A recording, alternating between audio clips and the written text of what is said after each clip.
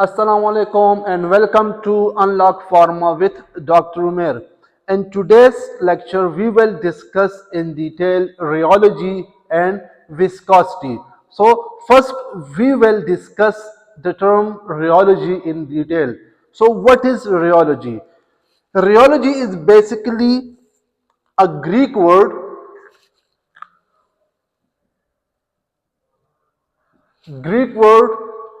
which consists of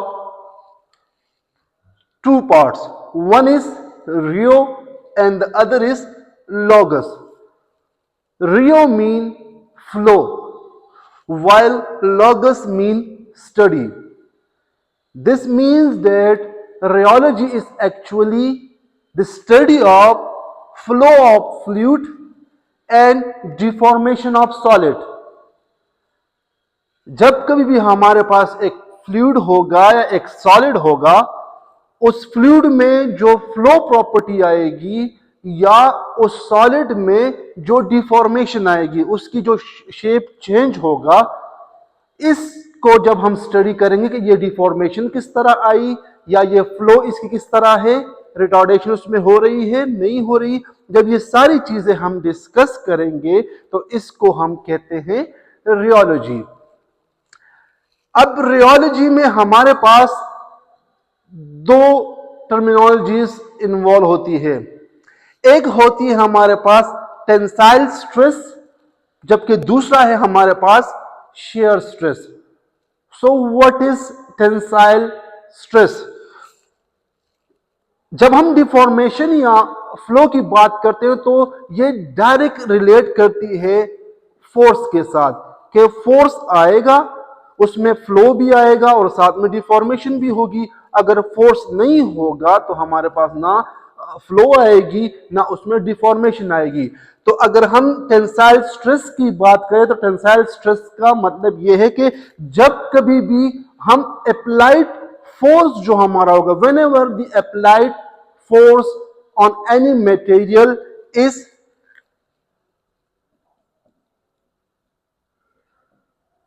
perpendicular, जब perpendicular हम force apply करेंगे और उस परपेंडिकुलर फोर्स अप्लाई करने के नतीजे में हमारे पास जो डिफॉर्मेशन आएगी या जो चेंजेस आएगा तो उसको हम कहेंगे टेंसाइल स्ट्रेस. जबकि शेयर स्ट्रेस क्या है कि जब कभी भी हम टेंजेंटली उस पे फोर्स अप्लाई करेंगे, जब परपेंडिकुलर ना हो, तो उस के नतीजे में हमारे पास जो चेंजेस आएगी तो उसको हम कहेंगे, अगर हम टेंजेंटली फोर्स अप्लाई करेंगे और उसके नतीजे में कोई चेंज आएगा तो उसको हम कहेंगे shear stress.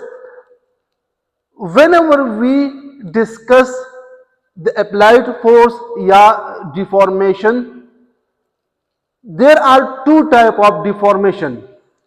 One is reversible deformation and the other one is irreversible deformation. So what is reversible deformation? Whenever we applied force on any material and some sort of deformation occur in that material, after removing the applied force, if the material gain its original form or original state, this type of deformation is known as reversible deformation. In other words, we can also term reversible deformation as elastic deformation. Elastic deformation. While if we applied force on any material and some sort of deformation occur as a result of the applied force, now if we remove the applied force from that material and after removing the applied force, if the material doesn't attain its original state,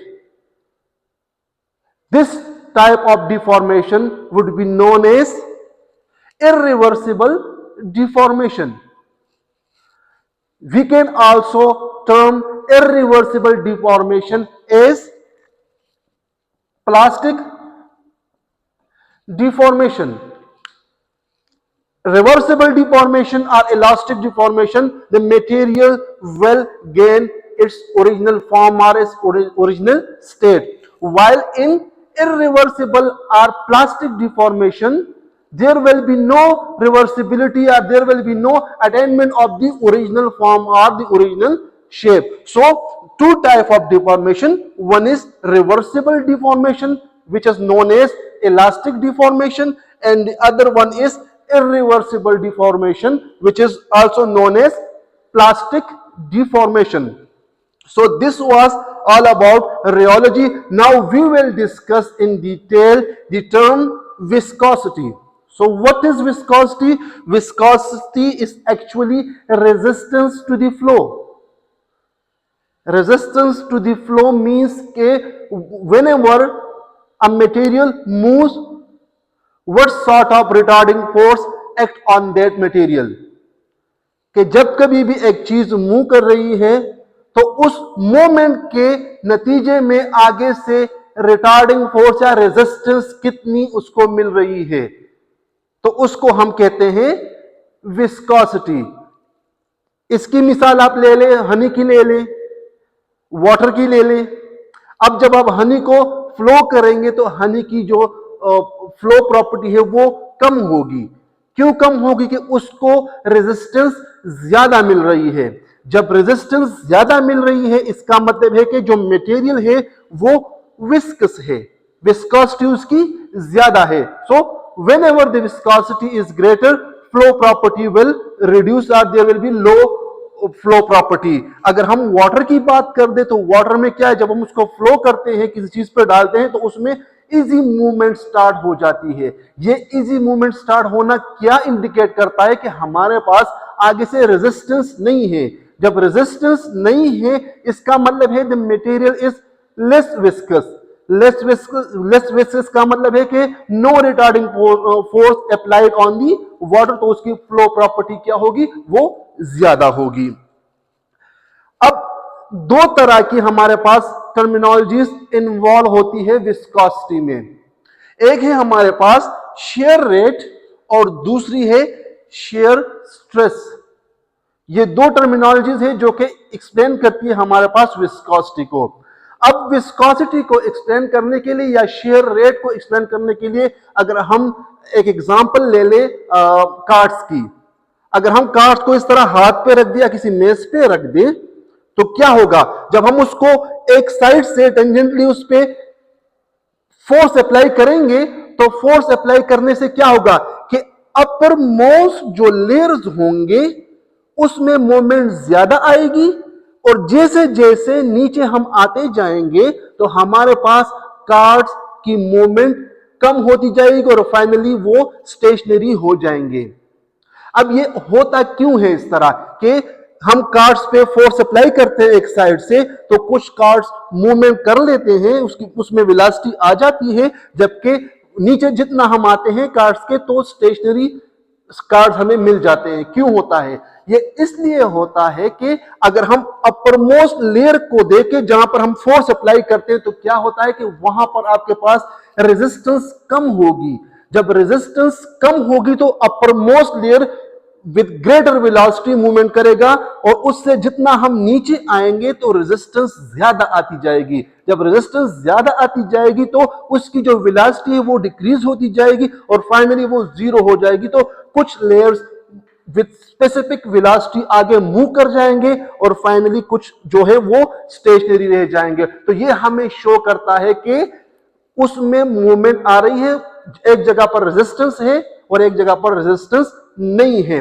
अब अगर हम share rate की बात करें तो share rate को किस तरह हम एक्सप्लेन करेंगे? अब हमने इस कार्ड्स की बात की कि कार्ड्स जो हमारे पास उसको हम फोर्स अप्लाई करते हैं, और फोर्स अप्लाई के बाद क्या होगा कि आप कुछ मूवमेंट करेंगे कार्ड्स और कुछ पीछे रह जाएंगी. तो द डिस्टेंस या द वेलोसिटी डिफरेंस, जैसे मैंने बताया दो कार्ड्स है हमारे, लेट्स सपोज इस तरह देखें, ये हमारे पास कार्ड्स पड़े हुए हैं. इस पे जब हम यहां से फोर्स अप्लाई करेंगे, ठीक। तो इस दूसरे में देखिए कि कुछ कार्ड्स इस तरह जाएंगे, सही है। फोर्स अप्लाई किया, ये कार्ड्स पड़े हुए हैं, तो इसमें ये मूवमेंट आ गई, देखिए ये आगे जाएगा और कुछ पीछे रह जाएंगे, सही है। तो ये हमें शो कर रहा है कि इसमें रेजिस्टेंस कम है यहां पर, और जैसे जैसे हम नीचे आते जा रहे हैं तो हमारे पास रेजिस्टेंस इंक्रीज होता जा रहा है। तो जितना रेजिस्टेंस इंक्रीज होगा तो हमारे पास वेलोसिटी कम होगी। तो अब शेयर रेट क्या है? शेयर रेट यह है कि हमारे पास ये जो दो कार्ड्स हैं, यहां पर velocity difference between two layer, जिसको हम डिनोट करते हैं किससे? डीवी।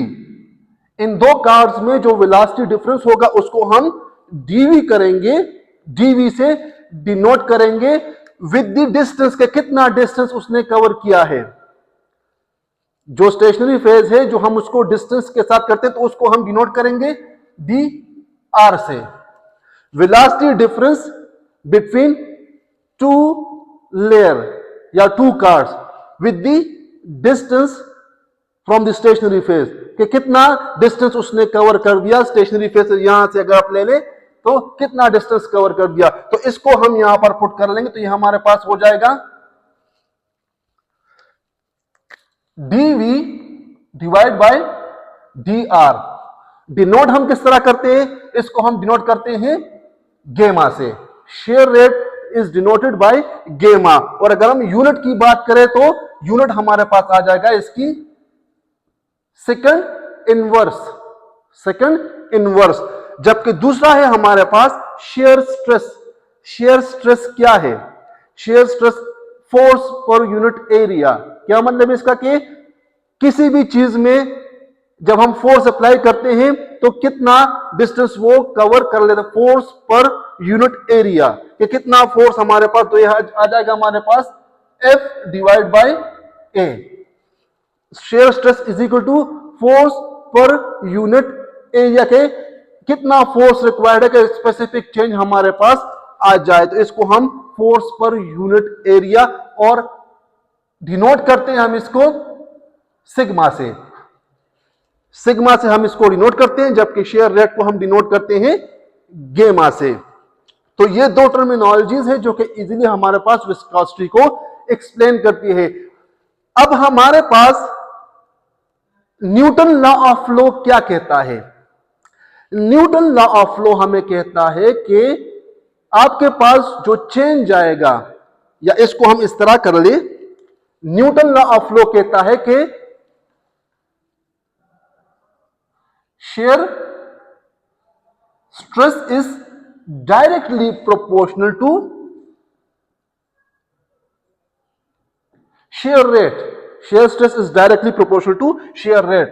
अब shear stress क्या है हमारे पास? shear stress हमारे पास है सिग्मा डायरेक्टली प्रोपोर्शनल टू गेमा। ये हमारे पास आ जाएगा इक्वेशन 1 आ जाएगा। अब इसको हम सिंप्लीफाई करेंगे फर्दर, कि हमारे पास सिंप्लीफाई करेंगे तो हमारे पास यूनिट क्या आएगा, किस तरह हम इसको करेंगे। तो यह हमारे पास आ गया शेयर स्ट्रेस, जबकि यह आ गया हमारे पास share rate.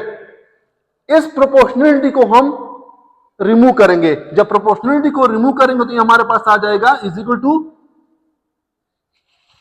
Coefficient of viscosity. ये क्या है हमारे पास? ये हो जाएगा कोएफिशिएंट ऑफ विस्कोसिटी। तो ये हमारे पास आ जाएगा इक्वेशन 2। अब हमारे पास सिग्मा किसके बराबर है? फोर्स पर यूनिट एरिया, जबकि गेमा हमारे पास किसके बराबर है? वो हमारे पास है d v divide by d r, जिसको हम वेलोसिटी ग्रेडियंट भी कहते हैं। D v divide by d r को हम वेलोसिटी ग्रेडियंट या शेयर रेट दोनों कहते हैं। इसको हम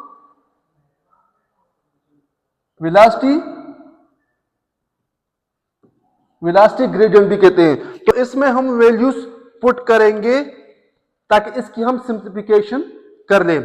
तो सबसे पहले हम क्या करेंगे कि हम इक्वेशन 2 में से ये कोएफिशिएंट को एक साइड पे रख देंगे। तो उसके लिए हम क्या करेंगे, डिवाइडिंग बोथ साइड बाय गेमा, दोनों साइड को हम गेमा पे डिवाइड कर लेंगे तो हमारे पास क्या आ जाएगा, हमारे पास कोएफिशिएंट एक साइड पे आ जाएगा। तो ये हो जाएगा हमारे पास is equal to sigma divide by gamma. तो equation 3। Now put values in equation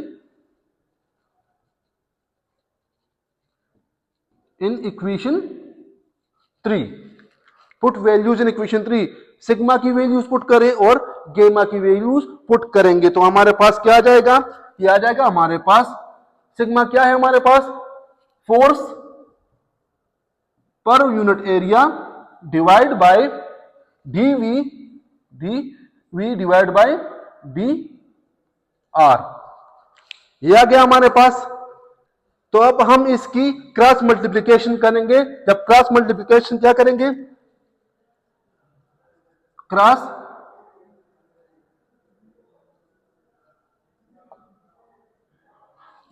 multiplication करेंगे। जब क्रॉस मल्टीप्लिकेशन हम करेंगे तो हमारे पास क्या आ जाएगा, आ जाएगा हमारे पास एफ। जब क्रॉस मल्टीप्लिकेशन होगी तो F d r divide by a d v, F d r divide by a d v. तो ये हमारे पास आ जाएगा इक्वेशन 4। नाउ देखें कि हमारे पास एफ क्या है, डी आर क्या है, या डी वी क्या है, ए क्या है। तो यहां पर देखिए F is equal to d r d v a, इसकी वैल्यूज हम पुट करेंगे तो एफ क्या है हमारे पास, न्यूटन। डिस्टेंस क्या है, हमारे पास मीटर है, जबकि वेलोसिटी क्या है, मीटर पर सेकंड, जबकि एरिया क्या है हमारे पास, meter square. Put values in equation 4 में हम ये इक्वेशंस या ये वैल्यूज पुट करेंगे। क्या होगा, पुट वैल्यूज इक्वेशन 4। तो यह हमारे पास आ जाएगा